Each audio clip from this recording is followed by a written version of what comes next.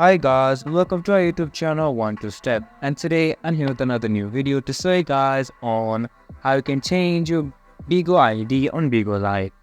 First of all, open up your Bigo Live app and log into your Bigo Live account.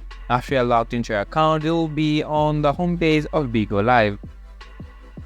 To change your ID, to be able to change your ID, just go onto the Me, which is on the bottom right side of the screen. After that, go on to the settings or on the person icon, which is on the top right corner of the screen. After that, you can see there is your ID.